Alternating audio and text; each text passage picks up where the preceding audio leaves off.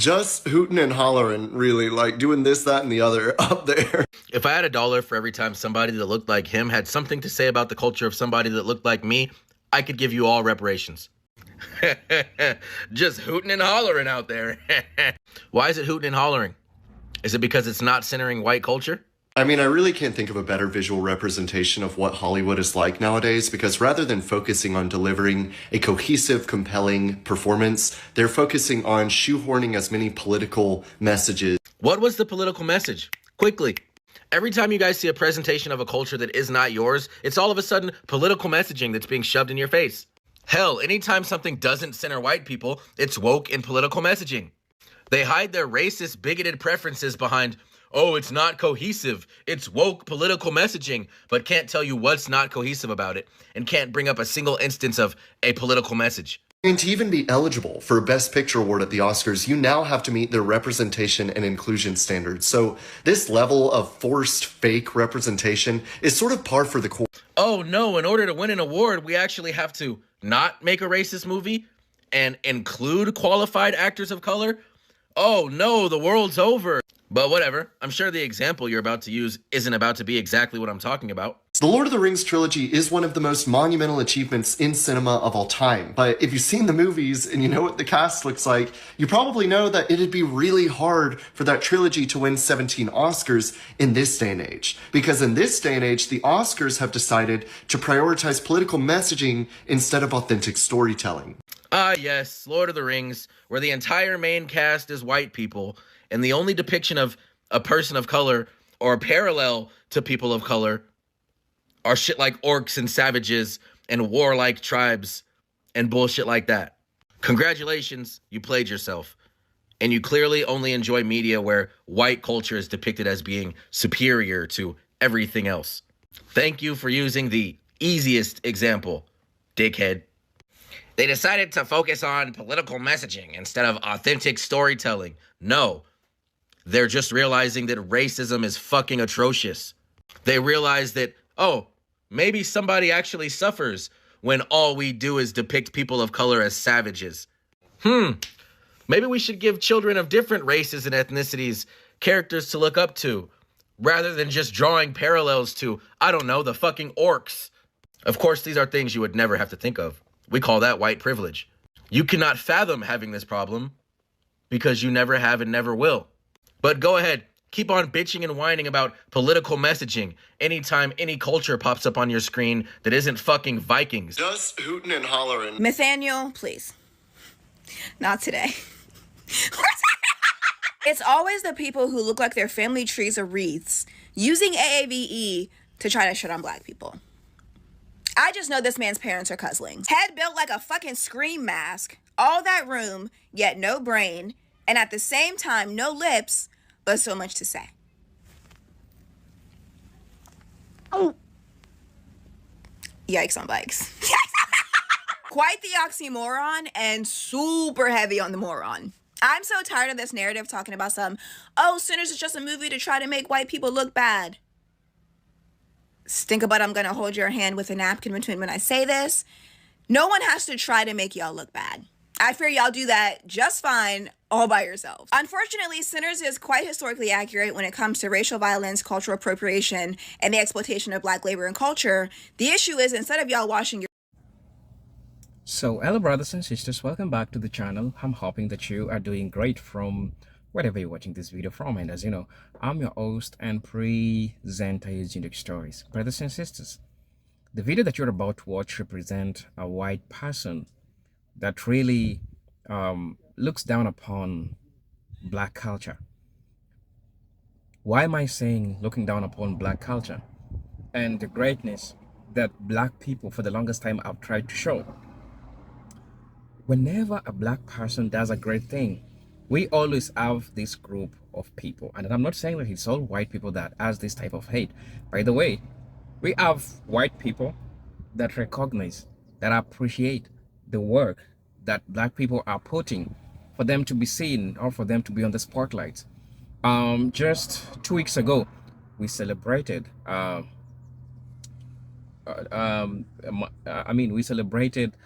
this brother, I've forgotten his name, as the best actor, right? And I think it's B. Jordan, right? B. Jordan. We celebrated him as one of the best actors in the movies. For the longest time, this is something that black people have been looking for, and this is just a win. So, brothers and sisters, we saw some people having backlash towards black people. And so many times we have black performances. They always trying to make it to look like black people are so much political in everything that they say.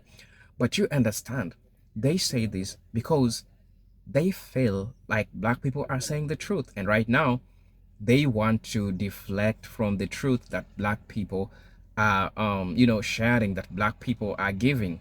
So for the longest time, what can they do? Just everything special, anything beautiful, they will always want to pour some dirt on it. They'll want to spill some dirt on it, because for the longest time black people are proving them that we are great, and they are showing them. Mike B. Jordan, he's just winning. He's a perfect example of black excellence. And you saw how some white folks were not satisfied by the results that came out. And this is just a perfect example of what and how these people feel sometimes. And one thing that you need to understand is that they behave in this way because they are deflecting from the truth that is being shared. Because in the messages that all these movies, that all this music is showing, look at the performance of Kendrick Lamar. Look at the performance that he shared during the Super Bowl halftime. They not like us. When you get to realize the message that the movie had, not the movie, but the performance had, it really spoke volumes about what black people say. And so such kind of performances, because they depict, because they show what black people are going through, and they just depict how the United States treats black people.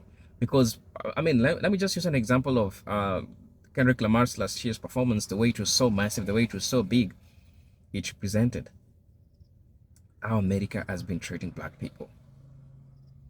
And they know, as Kendrick Lamar says, that they are not like us. And this video is a perfect example as to why it is so much difficult for some white folks to accept these truths that black brothers and sisters are sharing. So brothers and sisters, I want to switch this video and then I'll be back. I know it's a hard video to watch because we are just trying to celebrate the black culture, but again, we have some white folks that just want to pour some dirt on what black folks are doing. So brothers and sisters, I just want to let you watch the video and then I'll be back. I'll be sharing my 2 cents in regards to this. And if you're watching me for the first time, you know I'm your host and presenter Jidok Stories. But until then, let's watch the video. I'll be back. Your legs, you try to watch history so that you can pretend like it's not true. Like the concept of saying the movie is just POC heroes teaming up on a mission to kill white villains is insane. Because mind you, their mission was to open a juke joint. Their mission was to create a space for them, by them. Their mission was to create a black-owned business for black people to come, let loose, be free, have fun, and simply exist. And then, as is historically accurate, when we create spaces for us to feel safe, here y'all come to be in our black-ass business. To take, to exploit, to appropriate, to kill, steal, and destroy. Friendly reminder that Google is free 99. And if you don't want people to talk about the bad shit that you've done, maybe don't do bad shit.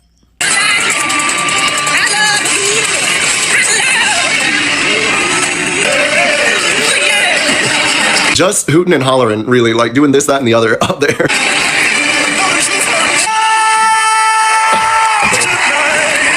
I mean, I really can't think of a better visual representation of what Hollywood is like nowadays, because rather than focusing on delivering a cohesive, compelling performance, they're focusing on shoehorning as many political messages in a hodgepodge slop soup as they can, and they expect you to eat that slop and enjoy it. We about to fact check this shit. First, if you mess with me, make sure that follow button. Happy Women's History Month and happy Ramadan. Let's get it. What the hell is he talking about? First, that performance was not slop, it was art. And shout out to Sinners for winning Best Cinematography, Best Original Score and Screenplay, and Michael B. Jordan winning for Best Actor. And you calling that performance at the Oscar slop literally shows that racism clouds judgment, because that performance was a rendition of one of the best performances in the movie Sinners. You see, in this performance, the main character Sammy sings the Grammy Award winning song I Lied to You. And in this performance, it's revealed revealed that Sammy has the ability to pierce through the veil between life and death. This is an ability that musicians have, that they're able to conjure up spirits between the past and the present with their music. You see, what we need to understand is that when black people came to America, they brought nothing but their culture, and that's including their music. And music wasn't just a tool to help black people go through their oppression, but it was also a time vote that influenced music today. And blues is one of the most influential music of our lifetime. You see, back then, blues was seen as sacrilegious, and those in the Christian faith seen blues as sinners' music. But what this performance shows is that blues is not the opposite of religion, it's just the opposite side of the same coin. Because despite how religious you are, everybody sins. And blues is so authentic, so raw, that it's exposed the inevitable, which is why we see music from decades is still influential today, because they pierce the veil.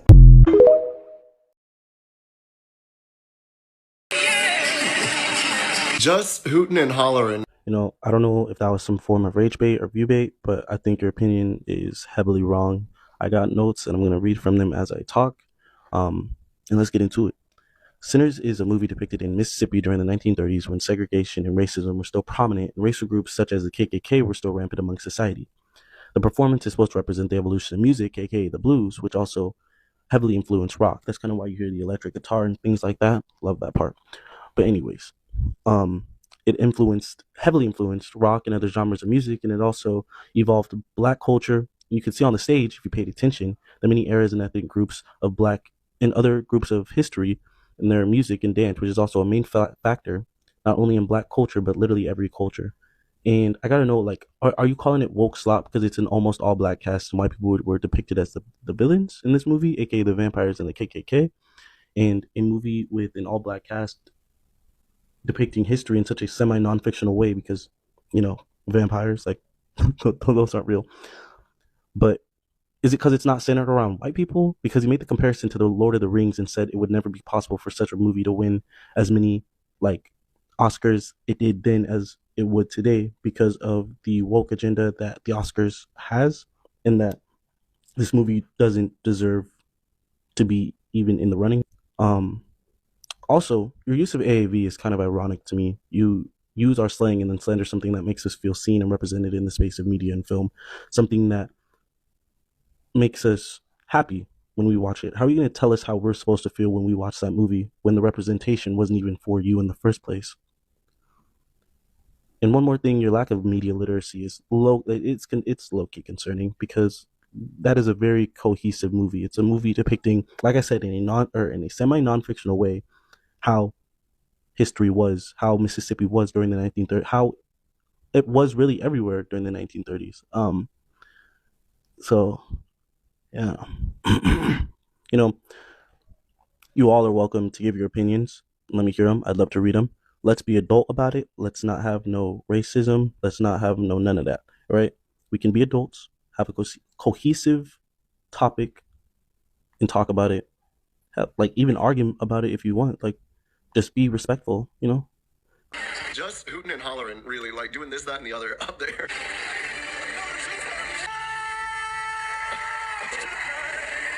I mean, I really can't think of a better visual representation of what Hollywood is like nowadays, because rather than focusing on delivering a cohesive, compelling performance, they're focusing on shoehorning as many political messages in a hodgepodge.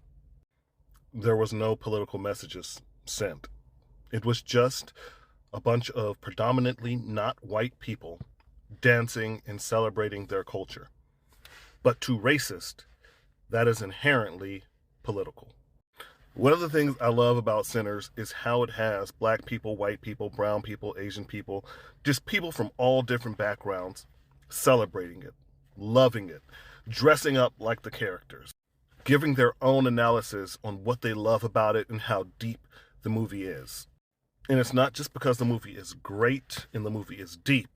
It's because it makes white supremacists so angry. They will tell us to create our own stories, make our own characters. And then when we do that, and it goes global, and it is universally loved, all of a sudden, just a bunch of hooting and hollering. And the day that I let a white supremacist whose family at some point has slept with each other tell me about a culture that he doesn't understand is the day that I am no longer living.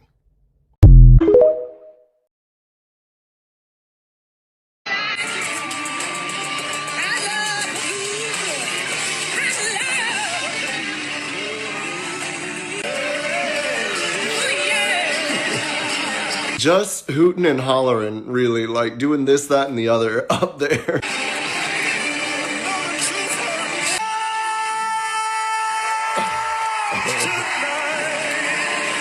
I mean, I really can't think of a better visual representation of what Hollywood is like nowadays, because rather than focusing on delivering a cohesive, compelling performance, they're focusing on shoehorning as many political messages in a hodgepodge slop soup as they can, and they expect you to eat that slop and enjoy it. I mean, to even be eligible for a Best Picture award at the Oscars, you now have to meet their representation and inclusion standards. So this level of forced fake representation is sort of par for the course. The Lord of the Rings trilogy is one of the most monumental achievements in cinema of all time, but if you've seen the movies and you know what the cast looks like, you probably know that it'd be really hard for that trilogy to win 17 Oscars. I don't use the word offended a lot, and I don't feel offended a lot, but I feel deeply offended that he's calling Black American and Black African culture being displayed on one stage together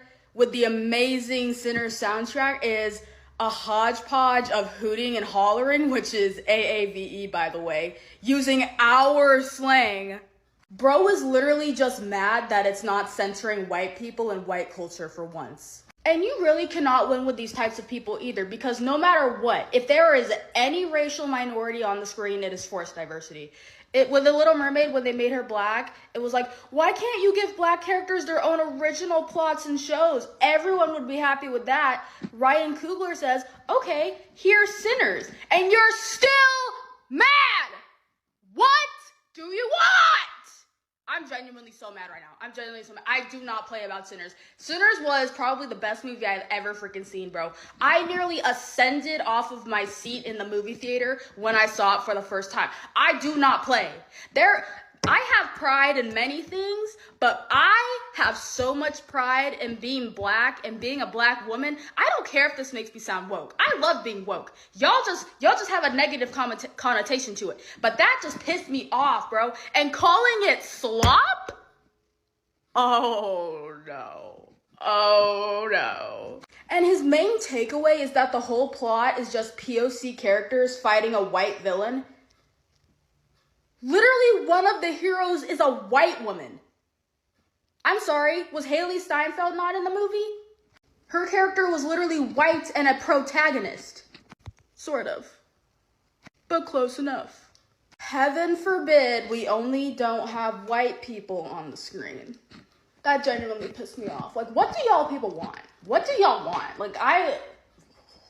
And if any of you agree with his take, block me. Get off of my page. I do not play about Sinners. If you don't like Sinners, better yet, get away from me. That little white boy really said hooting and hollering and carrying on in reference to the Sinners I Lied to You performance at the Oscars. And I don't know if that's because he wants to solidify his brand as a white, ignorant, ugly American, or if he's a product of No Child Left Behind and has absolutely no understanding of American, not just of Black American culture, but American art history. He compared these performers to animals without the knowledge of the fact that animal dances like the turkey trot, the bunny hug, the grizzly bear, some of the dances that were occurring on that stage that were popular in Black communities between the 1900s and 1930s were created to subvert ballroom conventions through the syncopated movement of the hips and the shoulder. The fact that the musicians and choreographers who created that moment were able to tell hundreds of years of history in 5 minutes is historical in and of itself. They highlighted the history and connection between blues rock and hip hop in one song. They told the history of hundreds of years worth of dances from the Ivory Coast to the West Coast in 5 minutes. They had some of the most influential Black performers on that stage, from Misty Copeland to Buddy Guy to Raphael Sadiq. They had, I don't know if people peeped it, but Chinese ballet performed by Li Jun Li on that stage. And this little boy thinks that hundreds of years of cultural continuity through art is a political statement. I can only surmise that it's because he has no connection to culture. He doesn't have the experience of having a culture to celebrate and be proud of. These kinds of poor whites see displays of cultural rootedness as political and threats to white identity because they had to give up their cultures in order to gain the perception of political power that they never actually got. So when they see people challenging power via cultural resistance, it bothers them because it is truly a threat to their identity. And rather than trying to gain power and rootedness through exploring the cultures that were taken from them, they would rather consume, direct, and subvert others' people's culture.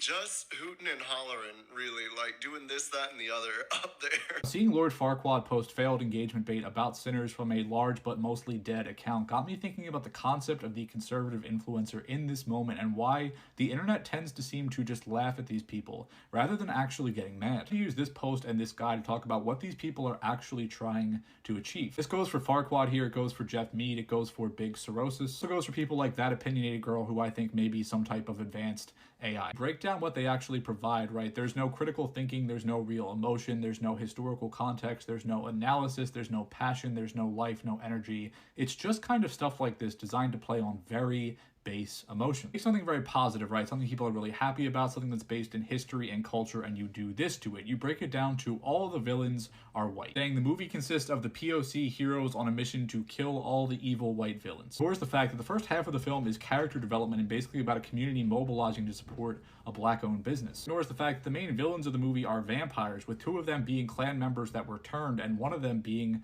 an Irishman. An Irishman that was turned sometime not too long after the Anglo-Norman invasion of Ireland. Fast forward through the history of the UK, and eventually there would be signs in windows like this. The persecution of the Irish as immigrants in America until they were white enough, right? And Remick tries to play off of these ideas to establish some type of connection to work his way in. Boiling vampires down to white people ignores all the interesting stuff around it, but the only other white villains in the story are historically accurate villains. It's the fucking Klan. He said the only people you can ever really appeal to are racist. We all knew that, so I think the really interesting question behind this stuff is why do these people do this? And a lot of these people, a lot of these conservative influencers seem to have talking points that have been handed to them, right? They are coin-operated vending machines. They are spitting out talking points that have been determined by someone else. They are all the same. It's why a lot of them struggle on here. You think about the why, what they're doing becomes far more pathetic and insidious. A movie like Sinners provides an opportunity, right, for the right to create lazy culture war. And when people focus on things like black people or Muslims or trans people, whatever it might be, they are not thinking about other things that are actually affecting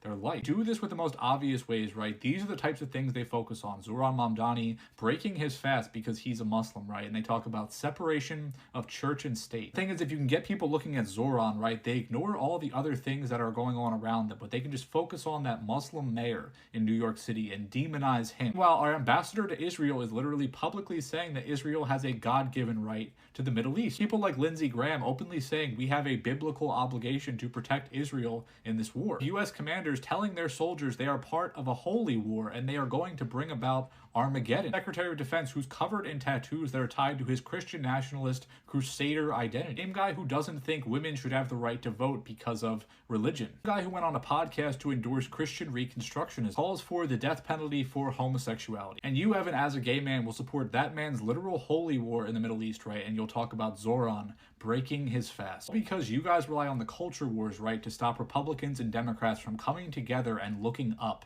and asking questions like, what is wrong with our healthcare system? What's wrong with our education? How are we taking care of Americans? Do that under the guise of caring about America. Go online and look at all the reactions of black people celebrating the win of Michael B. Jordan getting that Oscar. Just scroll throughout, people posting their reaction is amazing to watch it in real time. To see how we are so happy and proud. We're proud of him. The man has been acting since he was a child. He didn't win, he earned that Oscar. He earned that Oscar. And as black people, and we know we just want it fair. We're not expecting every time there's a black person nominated, they should always win. But when they get it right, is celebrated. You see people recording themselves, waiting. And when the gentleman says, and the Oscar goes to, and then just Google it and you'll see, or go on YouTube and you'll see people just responding, jumping up, clapping, just so happy and proud. And I guess, you know what? It wasn't just black people happy for him. A lot of white folk and others were as well. Because at the end of the day, if you're an actor and you can recognize talent, you saw what he did in that movie Sinners. He played twins. He acted his ass off. So congratulations, Michael B. Jordan. Job well done. Ourselves. Stop doing. Hello brothers and sisters, welcome back to the channel. I'm hoping that you are doing great again. As you know, I'm your host and presenter Agent Tech Stories, and welcome back to the channel. Let's have a discussion in regards to this. Brothers and sisters, this is not something which is happening for the first time. We know that so many times, in so many instances, we have seen some people that are dissatisfied. Every time a black person does something excellent, they are always dissatisfied with whatever comes out. But it is time to put facts forward. They know and they understand that black people are great. And this is something that some of these folks are not ready for this discussion. But the fact is, you and I know very well that there was a time when a black person had to work as thrice just to be equal of a mediocre white person. And so now when we are starting to see black people take on the spaces, it now becomes so much difficult for them to fathom that black people are winning in the spaces that they are the ones who dominated. So there's a shift. There's a shift in how people see performances, because what's the importance of performance if it doesn't represent whatever is happening in the society? So since all these things that black people are doing were representing things that were happening in the society, and they're calling all these atrocities that were happening. For example, when Kendrick Lamar said an acre and a mule, it represented what they promised to the black veterans, what the United States never delivered to its American citizens, specifically black Americans. Because when we see all these art performances, they represent the problems that the United States is succumbing to. These are things that people like Minister Louis Farrakhan also talked about. And for the longest time, since this is just the truth that they don't want to hear, so they'll rather deflect or pour some dirt on what black people are doing. Because when those people are seeing, right now everyone is tired with whatever is happening in the United States. And when a black person gets on a stage, they get to perform. They get to perform all these things. And they perform because people now see the problem with the United States. Because the performances that all these folks wanted to be shown is performance of how the United States was great. But now we are having black people that are showing the world the reality of everything, showing the world the problems in the United States. It's like a person who is exposing the nakedness of the United States.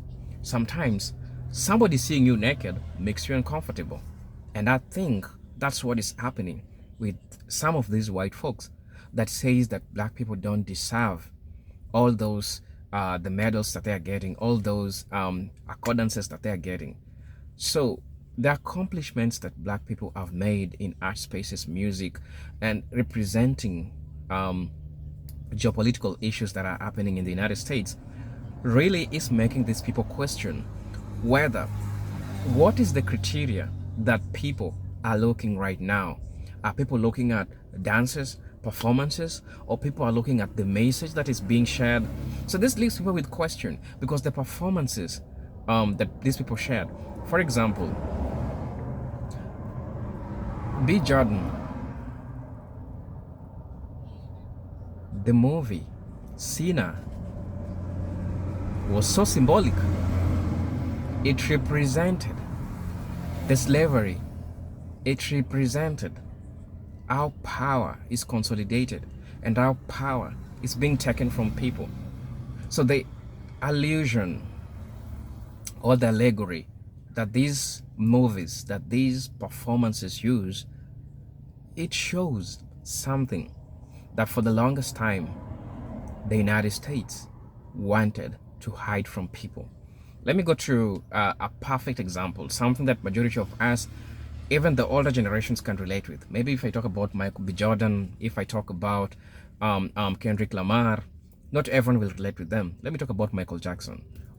This song, all I wanna say is that they don't really care about us. So that song itself shows you the performances, the art that is in the movie, and the music movie that we see shows you the depiction of how all these folks have been treating American citizens. Because Michael Jackson said that these people don't care about us. And this showed it was trying to expose how corporate America keeps on benefiting from its own citizens while exploiting them. So this is something that has been happening. And Michael Jackson, before he died, he took a lot of Grammy Awards because people are looking at the problems that the society is facing. And this group of people are asking themselves this question: what is the criteria that these people are using? Because probably they're not hearing those fancy things about the United States. Probably they're not getting to understand what is the criteria that these people uses.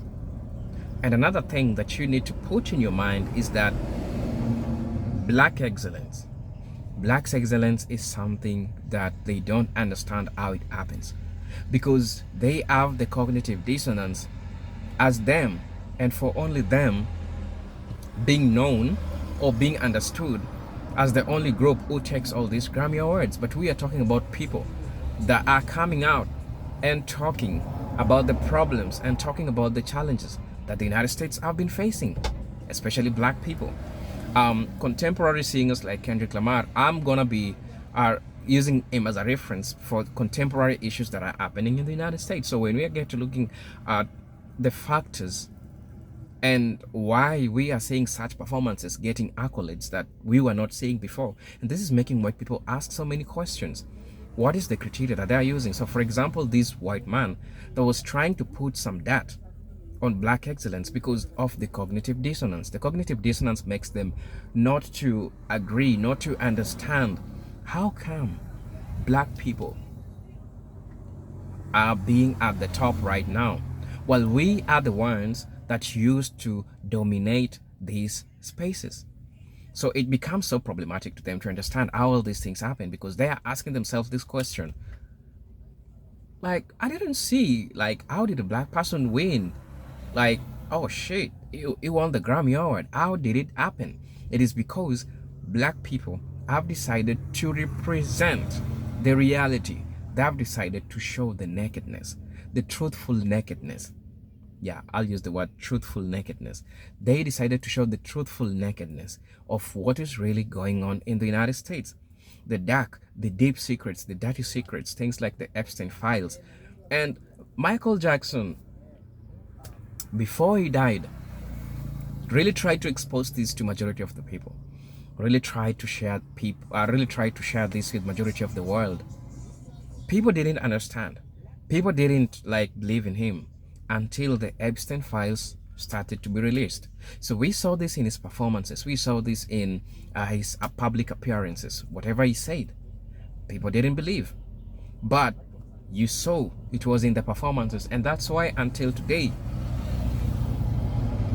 Michael Jackson remains as one of the enigmatic musicians that America will ever have.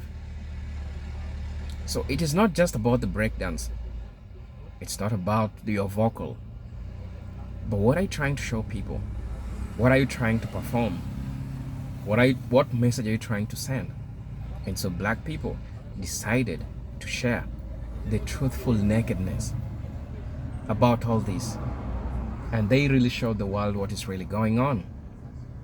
And so brothers and sisters, please let me know what you think and feel about this video. As you know, I'm your host and presenter Agent Stories, and you know I'm hoping to see you on my next video. But until then, peace, love, and harmony. Salute.